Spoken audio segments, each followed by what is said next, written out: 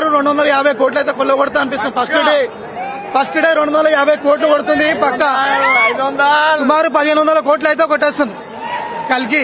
జై rebel star, జై rebel star.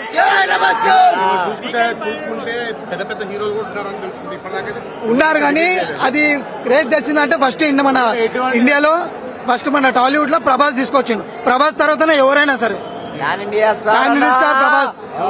First ఏముందా, ఫస్ట్ ప్రభాస్ 1000 కోట్లు ఎడువో అన్నా. Vijay Deverakonda, Amitabh Bachchan, power star following, Prabhas, ఇవన్నీ మిక్స్ ఉన్నాయన్నా.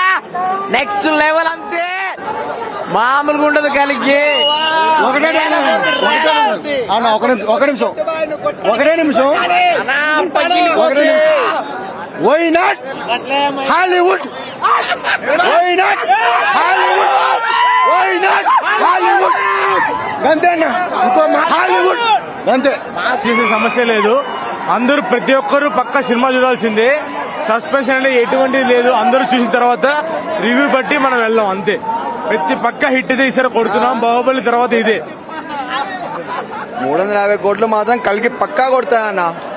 డయట్ ఫ్యాన్, ఏ ఫ్యాన్ అనే కాదు, డయట్ ఫ్యాన్ 350 కోట్లు ఈసారి కలికి కొడుతుంది. ఈసారి హాలీవుడ్ రికార్డ్ మళ్ళీ బ్రేక్ చేస్తారు. ప్రభాసే మళ్ళీ రికార్డ్ బ్రేక్ చేస్తారు. బేసిక్ గా నేను పవన్ కళ్యాణ్ ఫ్యాన్. నేను ప్రభాస్ కోసం వచ్చాను సినిమా కోసం. అన్న మేము పవన్ కళ్యాణ్ ఫ్యాను, కానీ అందరికి నచ్చే కామన్ హీరో ప్రభాస్ అన్న. I love Prabhas. మేము జై పవన్ కళ్యాణ్, జై రెబల్ స్టార్, జై రెబల్ స్టార్.